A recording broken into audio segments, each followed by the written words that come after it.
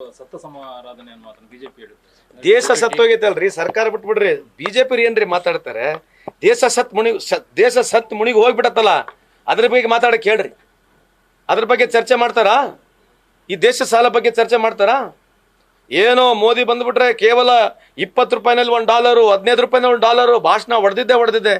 ಈಗ ಮೋದಿ ಅವ್ರು ಹೇಳಿದಾರಲ್ಲ, ಇದೇ ರೀತಿಯಾದ ಪರಿಸ್ಥಿತಿ ಹೋದ್ರೆ ಮೋದಿ ಸಾಹೇಬ್ರು ಹೇಳಿರ್ತಕ್ಕಂಥ ರಿಪೀಟ್ ಮಾಡ್ತಕ್ಕಂಥದ್ದು. ಆನರಬಲ್ ಪ್ರೈಮ್ ಮಿನಿಸ್ಟರ್ ಅವರ್ ವಿಶ್ವ ಗುರುಜಿ ಮಿಸ್ಟರ್ ಮೋದಿ ಸಾಹೇಬ್ ಹ್ಯಾಸ್ ಟೋಲ್ಡ್ ಆನ್ ರೆಕಾರ್ಡ್, ಇನ್ನ ಇದೇ ರೀತಿ ಪರಿಸ್ಥಿತಿ ಹೋದ್ರೆ ಭಾರತ ದೇಶ ಬಡತನ ದೇಶ ಆಗ್ಲಿಕ್ಕೆ ಬಡತನಕ್ಕೆ ಹೋಗ್ತೀವಿ ಅಂತ ಹೇಳಿರ್ತಕ್ಕಂಥ ನಾನಲ್ಲ, ಇವ್ರು ಹೇಳಿರ್ತಕ್ಕಂಥದ್ದು.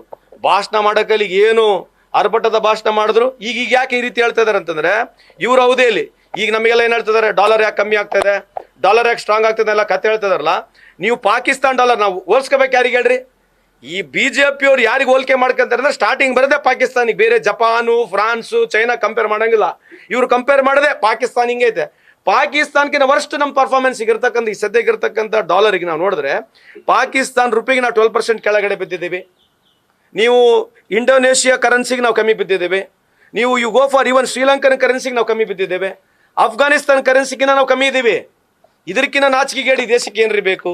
ಸೊ ಇಂಥವೇನ ಚರ್ಚೆ ಆದ್ರೆ ಬಿಜೆಪಿ ಅವ್ರು ಮಾತಾಡ್ಲಿ. ಬರೋದು ಈ ಸರ್ಕಾರ ಸತ್ತೋಗಿದ್ರಿ, ದೇಶನ ಮುಣಗಿಸ್ಬಿಟ್ರಿ ನೀವು. ಕಳೆದ 12 ವರ್ಷದಿಂದ ಈ ದೇಶನ ಮುಣಗಿಸ್ಬಿಟ್ಟಿದ್ದಾರೆ. ಬೇಕಾದ್ರೆ ಚರ್ಚೆಗೆ ಬೇಕಂದ್ರೆ ಚರ್ಚೆಗೆ ಬರೋಣ. ಇವತ್ತು ಈ ದೇಶದಲ್ಲಿ 23 ಪಬ್ಲಿಕ್ ಸೆಕ್ಟರ್ ಕಂಪ್ನಿಗಳು ಮಾರ್ಬಿಟ್ಟಿದ್ದಾರೆ. ಪ್ರಧಾನಮಂತ್ರಿ ಮೋದಿ ಸಾಹೇಬರು ಇವರ ಅವಧಿಯಲ್ಲಿ ಒಂದು ಪಬ್ಲಿಕ್ ಸೆಕ್ಟರ್ ಕಂಪ್ನಿ ಹೊಸದು ಮಾಡಿಲ್ಲ. ಎಲ್ಲಾ ಪ್ರಧಾನಮಂತ್ರಿಗಳು ಈ ದೇಶದಲ್ಲಿ ಅವರವರ ಅವಧಿಯಲ್ಲಿ ಪಬ್ಲಿಕ್ ಸೆಕ್ಟರ್ ಕಂಪ್ನಿಗಳು ಹೊಸದು ಮಾಡಿದ್ದಾರೆ. ಇವ್ರು ಇರ್ತಕ್ಕಂಥ ಪಬ್ಲಿಕ್ ಸೆಕ್ಟರ್ ಕಂಪ್ನಿಗಳಲ್ಲಿ 23 ಪಬ್ಲಿಕ್ ಸೆಕ್ಟರ್ ಕಂಪ್ನಿಗಳನ್ನ ಮಾರಿಬಿಟ್ಟು ದಿವಾಳಿ ಮಾಡಿ ಅದಾನಿ ಅಂಬಾನಿಗೆ ದುಡ್ಡು ಕೊಟ್ಟು ಭಾರತ ಸರ್ಕಾರದಲ್ಲಿ ದುಡ್ಡಿಲ್ಲ. ಇವತ್ತು ಸಬ್ಸಿಡೈಸ್ ನಾವು ಹೇಳ್ತಾ ಇದ್ದೀವಿ, ನೀವು ಬೇಕಿದ್ರೆ ಚರ್ಚೆ ಮಾಡಿ. ಮನಮೋಹನ್ ಸಿಂಗ್ ರವರು ಖರೀದಿ ಮಾಡಿದಂಥ ಆಯಿಲ್ಗಳು ನಾವ್ಯಾವ ಪ್ರೈಸಿಗೆ ಖರೀದಿ ಮಾಡಿವಿ, ಇವ್ರು ಯಾವ ಪ್ರೈಸಿಗೆ ಖರೀದಿ ಮಾಡಿದ್ರೆ ಚೆಕ್ ಮಾಡಿ ನೋಡಿ. ನಮಗೆ ಇವರಿಗೆ ಆವರೇಜ್ ಸುಮಾರು $20 ರಿಂದ $30 ವ್ಯತ್ಯಾಸ ಇದೆ.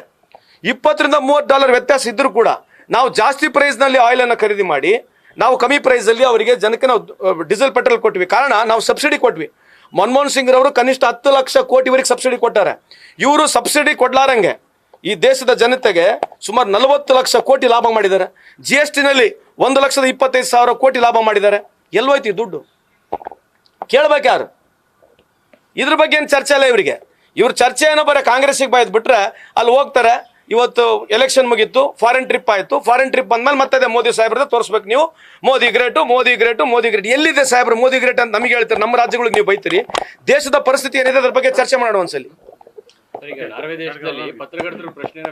ಅವ್ರು ಹೇಳ್ತಾರೆ, mister Modi, why are you not trying to address this issue? We are a free democratic press country. ನಾವು ಫ್ರೀ ನಂಬರ್ 1 ಇದ್ದಾರೆ. ಪ್ರೆಸ್ ಫ್ರೀಡಮ್ ನಲ್ಲಿ ನಾರ್ವೆ ನಂಬರ್ 1 ಇದೆ. ನಾವು 157ನೇ ಸ್ಥಾನದಲ್ಲಿದ್ದೀವಿ. ಪ್ರೆಸ್ ಫ್ರೀಡಮ್ ನಲ್ಲಿ ಭಾರತ ದೇಶ 157ನೇ ಸ್ಥಾನದಲ್ಲಿದೆ.